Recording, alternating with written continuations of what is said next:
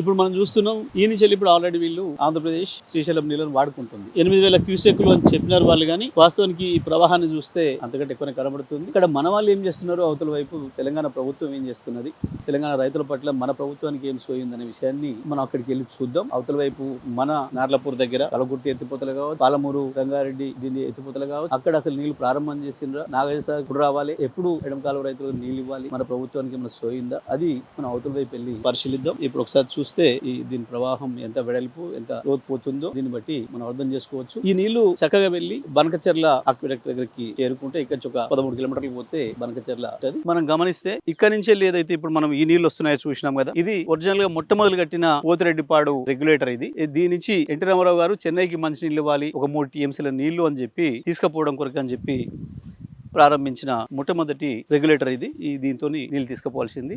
దీని పక్కన మనం చూసింది ఏదైతే ఉందో 10 గేట్లతోని కనిపిస్తున్న, ఆ తర్వాత రాజశేఖర రెడ్డి వచ్చిన తర్వాత తనకి మొత్తం కృష్ణ నదిని మలుపు పోతున్నాడు అని చెప్పి మనం ఉద్యమ సందర్భంగా ఏదైతే చెప్పినామో ఆ 10 అవి ఇది ఇటువైపు ఉంది, అది అటువైపు ఉంది. 2 వైపుల నుంచి నీళ్ళు తీసుకుపోతున్నారు. కేవలం 8,000 క్యూసెక్లు తీసుకుపోతున్నారు అని చెప్తున్నారు. పూర్తిగా అది అబద్ధం అనేది మనం ఇక్కడ చూసినట్టయితే ఇది శ్రీశైలం బ్యాక్ వాటర్స్. ఇది ఇక్కడ నుంచి ఈ గేట్లు పెట్టుకొని నీళ్లు దీంట్లో ఈ గేట్ల నుంచి తీసుకుంటారు. తీసుకున్నాక ఇక్కడ నుంచి అక్కడ లోపల నీళ్ళ నుంచి టన్నెల్ ఉంటుంది.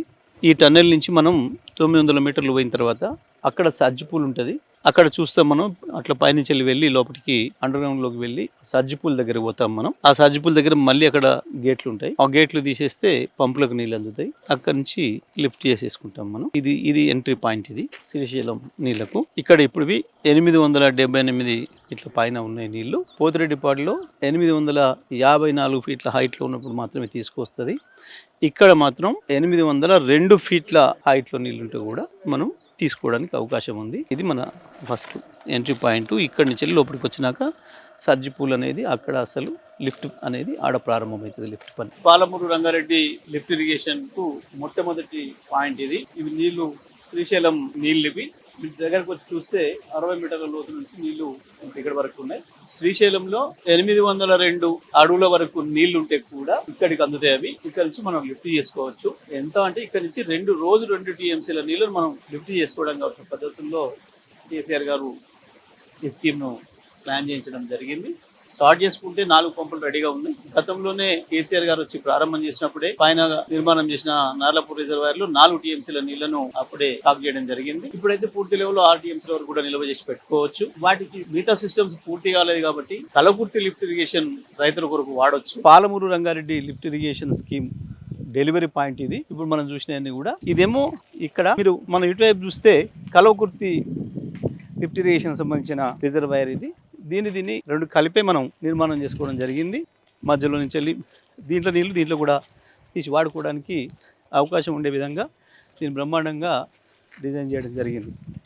ఇప్పుడు మనం నిలబడి ఉన్న ప్రాంతం పాలమూరు రంగారెడ్డి డిండికి కూడా రావాల్సిన నీళ్ళకు సంబంధించిన లిఫ్ట్ ఏదైతే ఉందో ఈ లిఫ్ట్ బయట నీళ్ళు పోసే ప్రాంతం ఇది. సిస్టర్న్ అంటారు, డెలివరీ అంటారు.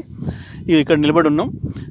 అవి చూడండి, దాంట్లోంచి వెళ్ళి రావాలని నీళ్ళు అది దగ్గరగా చూపించండి. అది ఈ మొత్తం 1 2 3 4 5 6 7 8 9 ఇవి దానికంటే కూడా మన బాహుబలి మోటార్లు ఏదైతే మనం చెప్పుకున్నామో కాళేశ్వరంలో అవి 139 మెగావాట్లు అయితే ఇది 145 మెగావాట్ల సామర్థ్యం ఉన్న పంపులు.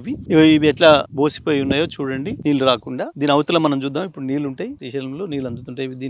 దీనికి ఎంత లోతు నుంచి నీళ్లు అందుతాయి అంటే 802 అడుగుల వరకు నీళ్లు ఉంటే కూడా శ్రీశైలంలో నీళ్ళని ఇక్కడి నుంచి ఎత్తవచ్చు. ఇప్పుడు అక్కడ మనం పొద్దున చూసి వచ్చింది ఏదైతే ఉందో పోతిరెడ్డిపాడు, అది 854 అడుగుల పైన నీళ్లున్నప్పుడు మాత్రమే తీసుకోవడానికి అవకాశం ఉంది. 878 పైన ఉంది. ఇవాళ దాదాపుగా 79, రేపైతే 79 కూడా అవుతుంది. రేపు ఎల్లుండి వరకు 79 కూడా అవుతుంది. ఎందుకంటే ఇప్పుడు ఇంకా వస్తూనే ఉన్నాయి. రోజు దాదాపు 4-5 టీఎంసీల నీళ్లు కృష్ణాలో వస్తూనే ఉన్నాయి. జురాల దిగువ ప్రాంతానికి శ్రీశైలం నిండడానికి ఇంకొక 5-6 రోజుల్లో నిండిపోతుంది అది. కానీ ఇవి మాత్రం నీళ్లు తీసి పాలమూరు బీళ్లకు అందించడానికి నోచుకోలేదు మన రేవంత్ రెడ్డి గారి ప్రభుత్వం, మన ఇరిగేషన్ మంత్రి గారు. ఈ నల్లగొండ, మహబూబ్ నగర్, రంగారెడ్డి, హైదరాబాద్కు సంబంధించిన మంత్రులు, ఎమ్మెల్యేలు, ప్రభుత్వం యొక్క పని విధానానికి ఇది నిదర్శనం. దీన్ని బాగా చూడవచ్చు మనం అందరం కూడా. మీరు ఇలా చూస్తే ఇదంతా కూడా ఎండిపోయి ఎట్లా ఉందో ఒకసారి ఇది చూడండి.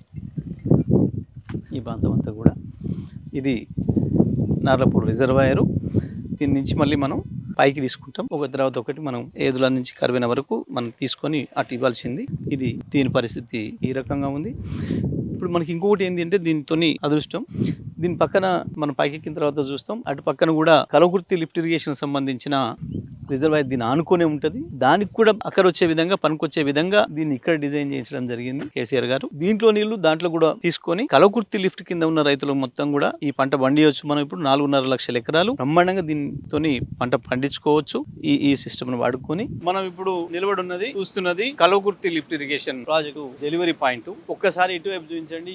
ఈ కాలువ కెపాసిటీ ఎంత ఉంది, ఎంత సన్నగా ఎట్లా ఉంది. మనం చూస్తే పోతిరెడ్డి పాడులో ఏం జరిగింది, అసలు పాతది కేవలం మద్రాసుకు నీళ్ళు ఇస్తానికి 3 TMCల కొరకు తీసుకుపోతాం సంవత్సరానికి ఎంత అని చెప్పి పెట్టుకున్న ఆ కాలువలో కూడా సగం కాదు కదా, పావులొంతు లేదు ఇది. ఇక ఆ తర్వాత రాజశేఖర రెడ్డి వచ్చిన తర్వాత మొత్తం వెడల్పు కొట్టి పెట్టిన 10 గేట్లు కూడా చూసినాం. ఇక ఇక్కడ ఇది చూసినాం. మన ఘనత వహించిన గత పెద్దలు ఏర్పాటు చేసిన ఈ స్కీమ్ లో ఇప్పుడు వస్తున్నవి ఆడ కనబడుతుందేమో 5 పంపులు గానీ, ఒకటి స్టాండ్ బైక్ పెట్టిండ్రు, 4 నడపాలి. కానీ ఆ 4 కూడా నడపడు. ఎందుకంటే కాలువ కెపాసిటీ తక్కువ ఉంది అని చెప్పి ఆ పంపుల డిజైన్ తప్పు చేసిండ్రు, డయానే తప్పు పెట్టిండ్రు. అంత కలిపితే ఇక్కడ మనం తీసుకుంటుంది కేవలం 2400 క్యూసెక్కులు. అంటే ఈ 5 రోజులు ఈ నీళ్లు, ఈ కాలువలతో నీళ్లు వస్తే ఈ పంపులన్నీ నడిచి 1 TMC నీళ్లు 5 రోజులు నడిస్తే, అక్కడ ఒక్క రోజే పోతిరెడ్డిపాడు దగ్గర 6 TMCల నీళ్లు తీసుకుపోవడానికి కావాల్సిన పద్ధతుల్లో ఒక కొట్టిండ్రు కృష్ణా నదికి శ్రీశైలం పైన. శ్రీశైలం ప్రాజెక్టుకు సంబంధించి ఏదైతే మనం గత 15, 20, 30 సంవత్సరాలుగా వింటున్నామో మొత్తం తెలంగాణకు ఉపయోగమైంది శ్రీశైలం నీళ్లతోని. ఇది ఒకటి 5 రోజులకు ఒకసారి 1 TMC నీళ్ళు వచ్చే కలవకుర్తి లిఫ్ట్ ఇరిగేషన్ 10 ఏళ్లకు వాళ్ళు ప్రారంభం చేస్తే మన ప్రభుత్వం వచ్చిన తర్వాతనే కనీసం దీని నుంచి రైతులకు నీళ్ళు ఇవ్వగలిగినాం. ఎంత తిప్పలు పడ్డా మనం కూడా ఏం చేయలేని కుట్రలన్నీ దీంట్లో నిండి ఉన్నాయి. ఈ పథకంకు సంబంధించి మళ్ళీ మనం ప్రత్యేకంగా కూడా మాట్లాడుకోవచ్చు. ఈ దుర్మార్గాలు, ఈ కుట్రలన్నీ చూసే కేసీఆర్ గారు ఒక్కగాటకు చెప్పుదెబ్బలాగా ఉండాలని చెప్పి ఆ పక్కన పాలమూరు రంగారెడ్డి లిఫ్ట్ ఇరిగేషన్ను కావాలని చెప్పి కసితోని 2 TMCల కెపాసిటీతో ప్రతిరోజు 2 TMCలు ఎత్తిపోయగల కెపాసిటీ. అంటే దీంతో పోల్చినప్పుడు ఇది కేవలం 2400 క్యూసెక్లు అయితే రోజు 5 రోజులు పడుతుందని మనం ఏదైతే చెప్పుకున్నామో అది ఒక్కటే రోజు ఇది 10 రోజులు చేసే పనిని చేస్తుంది. దీంతో 10 రెట్లు ఎక్కువగా నీళ్ళు తీసే పద్ధతుల్లో పాలమూరు రంగారెడ్డి దాని నుంచి డిండి కూడా నీళ్ళు వచ్చి ఏర్పాటు చేస్తూ పెట్టుకున్న ప్రాజెక్ట్ అది. సో గుగ్గి ఒక్కదాని ద్వారా వీళ్ళు టిక్కుమంటూ ఇచ్చే నీళ్లు మొత్తం శ్రీశైలం మొత్తం పేరు మీద తెలంగాణకు అందిస్తున్న నీళ్ళు గివి మాత్రమే. తెలంగాణ ప్రజలందరూ కూడా గుర్తుపెట్టుకోవాలి. నల్గొండ జిల్లా ప్రజలు కూడా తెలియక SLBC అంటే శ్రీశైలం నీళ్ళు కదా అని చెప్పేసి అనుకొని మోసపోతున్నాం. శ్రీశైలం ద్వారా వచ్చే నీళ్ళు చుక్కవు లేదు.